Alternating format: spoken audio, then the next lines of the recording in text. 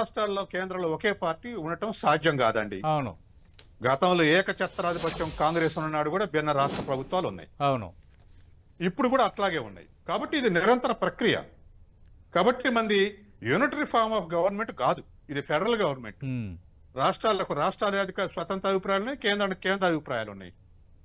వాటి ప్రకారం వ్యవహరించాలి తప్ప అవేవి మార్పులు రాకముందే వీళ్ళే మార్పులు వచ్చిన తర్వాత ఎలా వ్యవహరిస్తామో అలా వ్యవహరిస్తాం అంటున్నారు గవర్నర్లు. ఉమ్. కాబట్టి ఇది కరెక్ట్ కాదు.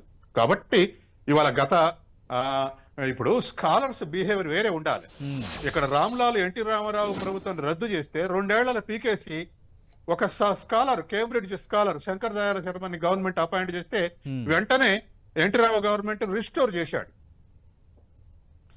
ఆనాడున్న కాంగ్రెస్ ప్రభుత్వాన్ని కూడా ఒప్పించగలగాలి గవర్నర్, ఇది కరెక్ట్ కాదు, మీకు నష్టం జరుగుతుంది కేంద్ర ప్రభుత్వానికి ఒప్పించాలి.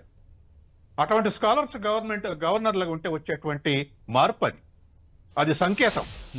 ఒక గవర్నర్ ఎలా బిహేవ్ చేయాలనో శంకర్ దయాళ శర్మ యొక్క ఎన్టీఆర్ రావు గవర్నమెంట్ రిస్టోర్ చేసినటువంటిది ఒక సింబాలిక్ అందరు గవర్నర్లకు కూడా. కాబట్టి అటువంటి రెస్పెక్టబిలిటీ సంపాదించుకుని అటువంటి సంక్షోభాన్ని బయటపడేయాలి తప్ప సమస్యలు సృష్టించే సంక్షోభానికి నెట్టడం కరెక్ట్ కాదు రాష్ట్ర ప్రభుత్వాల్ని. ఓకే. కాబట్టి ఈ వ్యవస్థ మీద కింది నుంచి పైదానక వ్యతిరేకత